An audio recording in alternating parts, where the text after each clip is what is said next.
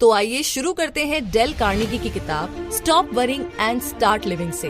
कहने का मतलब ये कि जरा सोचकर बताइए वो कौन सी बात है जो इस टाइम आपको बहुत परेशान कर रही है। वो चाहे जो भी बात हो, जो भी चीज हो, मगर ये जो आपकी टेंशन है ना, ये आपको जीने नहीं दे रही, आपको अपने अपनों से बहुत दूर कर रही है। इवन आपकी सक्सेस और खुशियाँ भी आपसे छीन रही है। तो क्या आप वाकई में जिंदगी भर टेंशन में रहना चाहते हैं या फिर खुलकर के अपनी जिंदगी को जीना चाहते हैं जैसे आप जो चाहते हैं? एग्जैक्टली इस किताब में आपको ऐसे ही इफेक्टिव तरीके मिलेंगे जो आपको हर प्रॉब्लम से छुटकारा दिला देंगे। जैसे कि आपकी आदत है कि आप हमेशा पुरानी बातों का पछतावा करते रहते हैं या फिर हमेशा फ्यूचर की चिंता में डूबे रहते हैं, और कभी कभी तो लोग इतनी ज्यादा टेंशन ले लेते हैं कि वो अपने प्रेजेंट को ही भूल जाते हैं। क्या आपको वाकई लगता है कि आप एक भरपूर जिंदगी जी रहे हैं? जरा सवाल कीजिए अपने आप से, और आपका जवाब आ रहा है कि ऐसा नहीं है, लेकिन आप वाकई में जिंदगी को जिंदा दिली के साथ जीना चाहते हैं। तो बस हर दिन को भरपूर तरीके से जिए। कहने का मतलब ये कि स्प्रिंग के सुहाने दिन में एक यंग मेडिकल स्टूडेंट अपने फ्यूचर के बारे में सोच रहा था। क्या वो फाइनल एग्जाम पास कर पाएगा? स्कूल खत्म होने के बाद उसे कहाँ जाना चाहिए? आखिर कैसे वो अपने करियर को शुरू करेगा? वो लड़का यही सब सोच रहा था तो उसके हाथ में किताब थी जिसे वो उस टाइम पढ़ रहा था कि तभी उसे उसमें लिखे ऐसे 21 वर्ड्स मिले, ऐसे 21 शब्द मिले जिन्हें पढ़कर के वो इंस्पायर हो गया, और आने वाले टाइम में वो मेडिकल स्टूडेंट अपनी जनरेशन के सबसे सक्सेसफुल डॉक्टर्स में से एक था। जी हाँ, उसने famous John Hopkins medical school को लीड किया और ऑक्सफोर्ड यूनिवर्सिटी का एक बहुत ही रिस्पेक्टेड प्रोफेसर बना। और वो नौजवान कोई और नहीं बल्कि सर विलियम ऑसियर थे। जो 21 शब्द सर विलियम ने पढ़े वो कुछ यूं थे: दूर जो धुंधला दिखाई दे रहा है उसे देखना हमारा मेन काम नहीं है, बल्कि जो क्लियरली हमारे हाथ में है उसे देखना है। तो इसका क्लियर मतलब यही है कि हम उन कामों या टास्क पर ज्यादा फोकस करें जो हमें अभी करने हैं, बजाय इसके कि हम फ्यूचर के बारे में टेंशन लें। तो सर विलियम ने येल यूनिवर्सिटी में एक स्पीच दी थी जिसमें उन्होंने स्टूडेंट्स को डे टाइम कंपार्टमेंट में रहने के लिए एनकरेज किया। तो सोचिए कि आप अपने पास्ट के दरवाजे को लॉक कर सकते हैं, फिर आप अपने फ्यूचर के दरवाजे को भी लॉक कर लेते हैं। तो अब आपके हाथ में जो बचेगा वो सिर्फ है आपका प्रेजेंट, यानी कि आपका आज और अभी। डे टाइम कंपार्टमेंट का मतलब है हर एक दिन के हिसाब से जीना। खुद को अलाउ करे कि आप सिर्फ उस चीज के बारे में सोचे जो उस टाइम आपके सामने मौजूद है। अपने दिमाग को पास्ट या फ्यूचर में ना भटकने दे। सर विलियम का ये मतलब नहीं था कि आप फ्यूचर के बारे में बिल्कुल भी ना सोचे, मगर उसको लेकर के फिक्र करने की बजाय अपनी सारी एनर्जी आज के टास्क में लगाए तो ज्यादा फायदेमंद है। जो भी करे उसे पूरे दिल से करे, अपना बेस्ट दे, बस यही आपको करना है। फिर तो आपका फ्यूचर बढ़िया ही होगा, राइट? तो एक लाइन और दिमाग में रखें कि सैंड का एक दाना यानी कि रेत का एक दाना एक टाइम में, एक टास्क एक दिन में। हम अपने पास्ट और फ्यूचर के बीच में खड़े रहते हैं। पास्ट एक लंबी हिस्ट्री है और फ्यूचर तो बहुत ही बड़ा है, किसी ने भी इसे देखा नहीं है, और हो सकता है कि हम इतनी लंबी जिंदगी ना जी पाए। तो फिर क्या फायदा कि गुजरे हुए और आने वाले टाइम के बारे में सोच सोच करके परेशान हो जाए। हमें फिक्र करनी चाहिए तो सिर्फ आज की।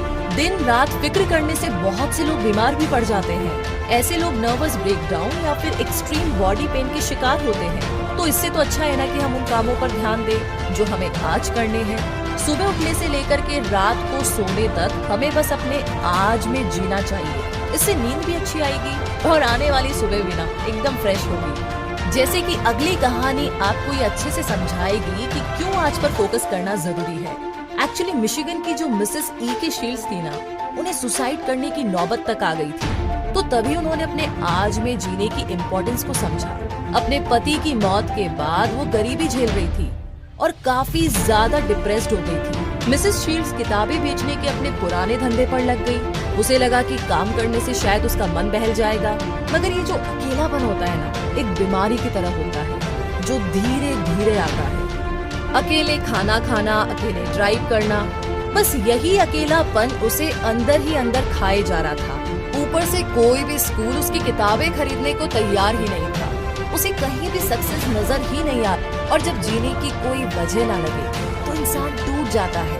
और मिसेस शील्ड्स उस टाइम पूरी तरीके से होपलेस हो चुकी थी। तंग आकर के उसने अपनी जान देने की ठान ली। मिसेस शील्ड्स को कार पेमेंट और रूम रेंट का भी इंतजाम करना था। उसे लगने लगा था कि शायद उसे खाने के भी लाले पड़ जाएंगे। अगर बीमार पड़ी तो डॉक्टर की फीस कहाँ से लाएगी। मतलब जो एक चीज मिसेस शील्ड्स को सुसाइड करने से रोक रही थी वो सिर्फ ये थी कि अगर वो मर जाएगी तो उनकी बहन को बहुत दुख होगा और वो बेचारी फ्यूनरल का खर्चा तक नहीं उठा पाएगी। फिर अचानक से मिसेस शील्ड्स की नजर एक आर्टिकल पर पड़ी और इसे पढ़कर के उन्हें जीने की हिम्मत मिली।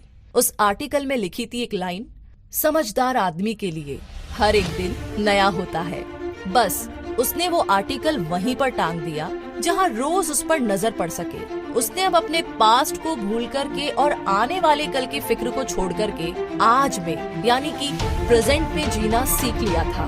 मिसेस शील्ड्स रोज सुबह उठ करके खुद को ये रिमाइंड कराती थी कि आज एक नई जिंदगी की शुरुआत है। मिसेस शील्ड्स अपनी गरीबी और अकेलेपन के डर से बाहर आ पाई। उसने खुशहाल और पॉजिटिव तरीके से जीना सीख लिया था। उसका हर दिन अब बेहतरीन गुजरने लगा क्योंकि वो बस अपने आज को जीने लगी थी। बस एक बात उसने अपने दिमाग में रखी कि समझदार आदमी के लिए हर दिन एक नई जिंदगी है। तो हम क्यों अपने प्रेजेंट से इतना दूर भागते हैं? क्यों हम हमेशा फ्यूचर के सुहाने सपने देखते हैं और आज की खुशियों को क्यों नजरअंदाज कर देते हैं? क्योंकि जिंदगी की सारी खुशियाँ तो सिर्फ और सिर्फ हमारे प्रेजेंट में है और वही बनता है हमारा फ्यूचर। और तो इसी के साथ थोड़ा और आगे बढ़ते हैं और जानते हैं अब अगली कहानी में वो 5 तरीके जिसे प्रोफेसर विलियम फेल्प्स अपनी चिंता को दूर करने के लिए यूज करते थे। प्रोफेसर विलियम फेल्प्स को लगता था कि उनकी आंखें अब नहीं रही। 5 मिनट कुछ पढ़ते ही उनकी आंखें दुखने लगती थी। उनसे खिड़की के बाहर भी नहीं देखा जाता था।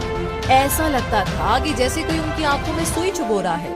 तो प्रोफेसर विलियम को डर था कि कहीं उन्हें अपनी आंखों की वजह से टीचिंग ना छोड़नी पड़ जाए। तो एक दिन ना उन्हें एक स्पीच के लिए इनविटेशन आया।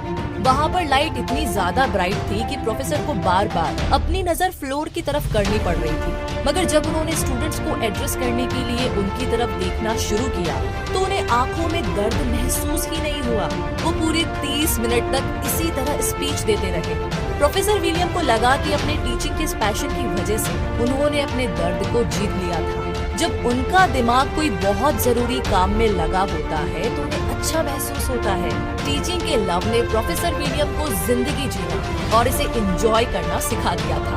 वो अपना हर दिन ऐसे जीते थे जैसे कि वो उनका पहला और लास्ट डे हो। जब वो सुबह उठते थे तो अपने स्टूडेंट से मिलने का वेट करते थे। ये उनका एंथुसियाज्म ही था जो उन्हें सारे दुख दर्द से निजात दिलाता था और अपने पेन और दुख से छुटकारा पाने का ये है पहला मेथड। अब जानते हैं दूसरे मेथड के बारे में जो प्रोफेसर विलियम ने अपनाया था कि कोई अच्छी सी किताब पढ़कर के टेंशन से दूर रहे। जब आप कोई किताब पढ़ते हैं तो आपका दिमाग उसमें इतना ज्यादा डूब जाता है कि आपको ना कुछ और याद ही नहीं रहता। और इसी के साथ तीसरे मेथड की बात करें तो वो है फिजिकल एक्टिविटी। होता यूं है कि एक बार प्रोफेसर विलियम काफी ज्यादा टेंशन में थे तो उन्होंने क्या किया ना कि खुद को कई तरीके की फिजिकल एक्टिविटी में लगा लिया। वो हर सुबह टेनिस खेलने लगे, फिर नहाने के बाद वो अपना लंच लेते थे और दोपहर में वो गोल्फ खेलने चले जाते और कभी कभी रात में घंटों तक डांस करते रहते। तो उन्होंने महसूस किया कि जब उनकी बॉडी पसीना बहाती है तो दिमाग से ऑटोमेटिकली सारी परेशानियां गायब हो जाती है। और इसी के साथ आगे जो चौथा मेथड है वो ये है कि खुद को किसी भी तरह के प्रेशर और जल्दीबाजी से हमेशा दूर रखें। ये बहुत मुश्किल होता है लेकिन प्रोफेसर विलियम को कनेक्टिकट के फॉर्मर गवर्नर विल्बुर क्रॉस से एक एडवाइस मिली। मिस्टर क्रॉस ने उन्हें बताया कि कई बार मुझे एक ही साथ में काफी सारे काम करने होते हैं तो इससे ना मैं प्रेशर में आ जाता हूँ। तब उस टाइम में मैं क्या करता हूँ कि रिलैक्स बैठ करके बस अपना पाइप पीता रहता हूँ और कुछ नहीं। कहने का मतलब ये कि आप किसी ऐसे काम में अपने आप को बिजी कीजिए जो आपको अच्छा लगता है, कम से कम उस टाइम में जब आपको बहुत ज्यादा प्रेशर फील हो। तो टेंशन भगाने का प्रोफेसर विलियम का 5वां और लास्ट मेथड है ये याद रखना कि टाइम और पेशेंस यानी कि समय और धैर्य हर प्रॉब्लम को सॉल्व कर देता है। कोई भी मुश्किल आए वो उसे एक अलग सोच के साथ देखते हैं।